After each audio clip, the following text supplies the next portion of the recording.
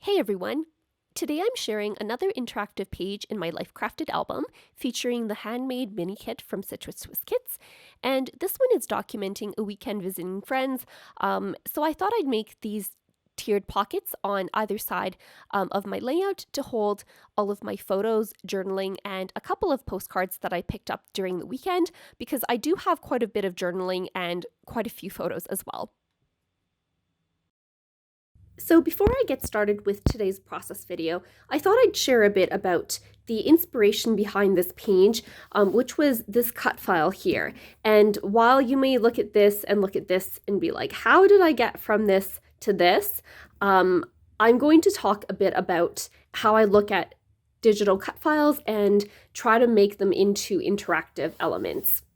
So when I look at cut files, I look at what different sections the cut files have. So you can see there's one section here, and kind of like a section here and here, or this can be like one large section if I snip it over here. So for example, with this particular cut file, some of the other ideas I had in mind when deciding how to turn this into an interactive element was I had thought about just backing each one of these individual triangles.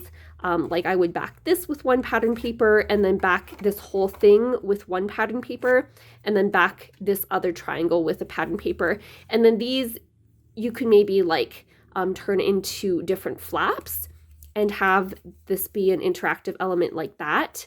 And then this one could open as well if you cut it here.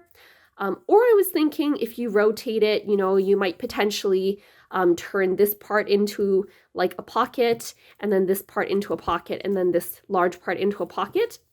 Or you can turn it this way and you could have like two sets of symmetrical pockets here. So the reason why I didn't use this particular cut file when making my page was because you can see that the cut file cuts off it leaves this one triangle intact, but then this triangle here, it has the top part cut off. So I decided instead of using the cut file that I would make my own pockets instead. But this is basically where I got the inspiration from, was to kind of put this cut file in kind of two pieces and then make these into pockets where you could slide things behind each of these elements here. So just a little behind the scenes with that, and we're going to move on to the process video next. I'm going to be making two sets of 3 tiered pockets on each of my 2 pages in my Life Crafted album. So I've cut 2 pieces of white cardstock at 5.5 inches wide by 5.5 inches tall, 2 pieces at 5.5 inches wide by 5 inches tall, and 2 more pieces at 5.5 inches wide by 6 inches tall.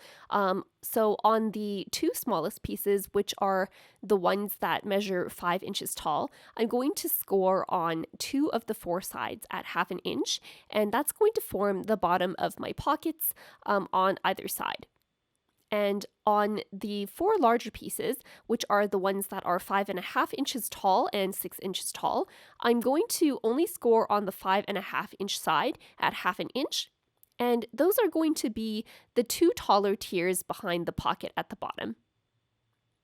Next, I'm going to be cutting my diagonal slant on these pocket pieces. So I'm taking the bottom piece, that's the one that's going to be 5 inches tall, and I'm cutting that diagonally, starting from that corner on the top where the score line intersects with the top of my pocket edge, and finishing at the corner where the score line intersects the right edge of my pocket.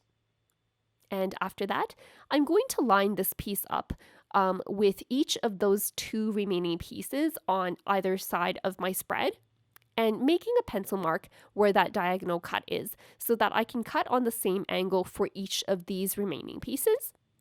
And I'm just going to repeat these same steps with each of the pockets on the right page, but I'm cutting the ones on the right page so that they slant in the opposite direction as the ones that I cut for my first page, so that these pages are symmetrical.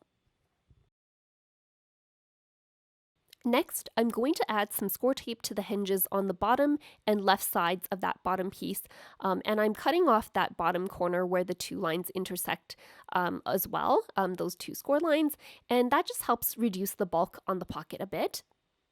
And I'm going to take the second piece. This is the one that measures 5.5 inches tall, and I'm lining up the bottom of that piece with the score mark on the bottom of the first piece. And I'm going to make a little tick mark on the left hinge just above where that first pocket is. And I'm going to cut along the score mark right up to that tick mark to cut away that whole 1/2 inch section. And next, I'm just going to apply some score tape to the hinge part that's left over. And that's going to be what I'm using to attach the pocket to my base page. And the second pocket is just going to nestle right inside of the first one there.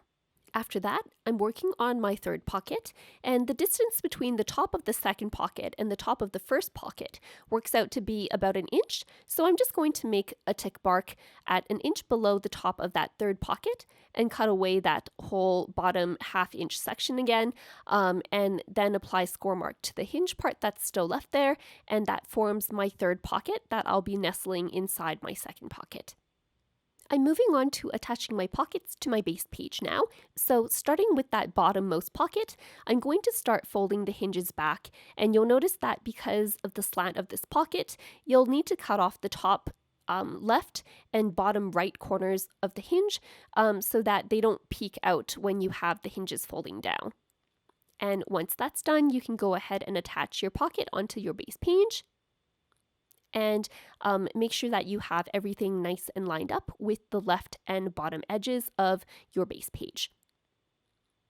Once that's done, you can fold down that hinge on the second pocket and do the same with snipping off that top overhanging bit on the top left corner. And you'll be using that small hinge portion to adhere that piece of cardstock down just inside the bottom pocket so that the hinge part is just above where the hinge ends on that bottom first pocket. And depending on how you've adhered down your pocket, you might have a bit overhanging on the right side of your page.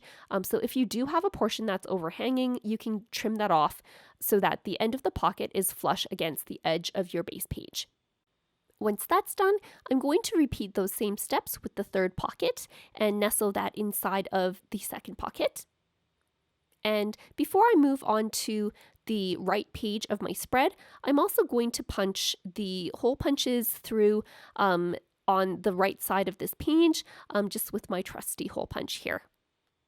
I did decide to adhere down the loose ends of the pockets on the right edge of the left page and the left edge of the right page because I did notice that they were just starting to come almost like out of the pocket a bit because the slant of that pocket isn't enough to keep all of the pieces in. So I'm just using my Tombow Mono permanent adhesive tape runner and taping those down into place. And next, I'm going to start decorating my pockets. And I'm using the digital Traveler's Notebook pattern papers from the Handmade kit from Citrus Twist Kits.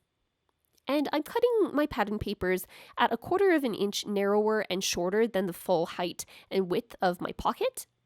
And to make sure that I cut my pattern paper at exactly the right angle to match my pockets, I have this scrap triangle piece that I had cut off when I was making those pockets.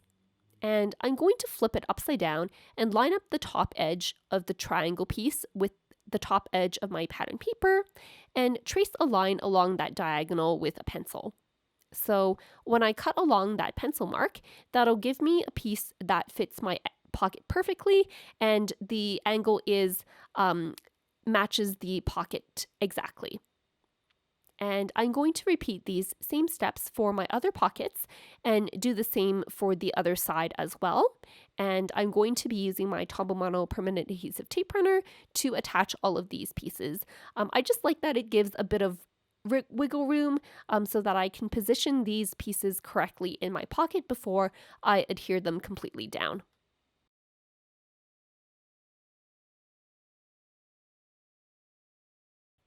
Now that I have all of my pockets assembled and decorated, I'm going to start making the inserts to go inside these pockets. You can make tags or little flip-ups, but I just decided to keep things simple by printing out a few photos that are 3 by 4 inches and also some 3 by 4 journaling cards from the digital Handmade collection that I added some journaling to in Microsoft Word before I printed out. And for the most part, I'm just adhering these back to back and adding some simple embellishments from the digital elements pack that I printed and fussy cut out. One of the ephemera pieces that I'm including in my larger pocket is a postcard that I picked up during the weekend. So I did print out some additional journaling as well on some clear sticker paper to include on the back of that as well.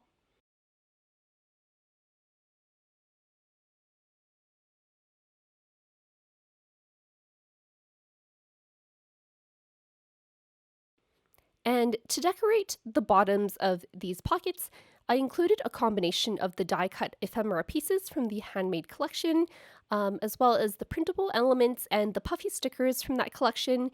And I also had some enamel dots from Citrus Twist kits in my stash as well that I thought went perfectly with all of that pink on the bottom of that right page there. So that finishes up my spread today. I love how this page came together, and just the colors of all of these pattern papers really go so well together with the little die cut ephemera pieces and the digital elements that went together in this handmade kit. And I like the fact that even though this is kind of like Valentine's Day themed with like the hearts, and it's kind of meant for more documenting like your crafty adventures and things like that, I was able to put together this spread documenting some of my adventures with my friends instead. And I felt like these pieces went perfectly well with that theme as well. If you liked this video, then make sure you give it a thumbs up and make sure to subscribe for more process videos and crafty inspiration. Thanks so much for watching!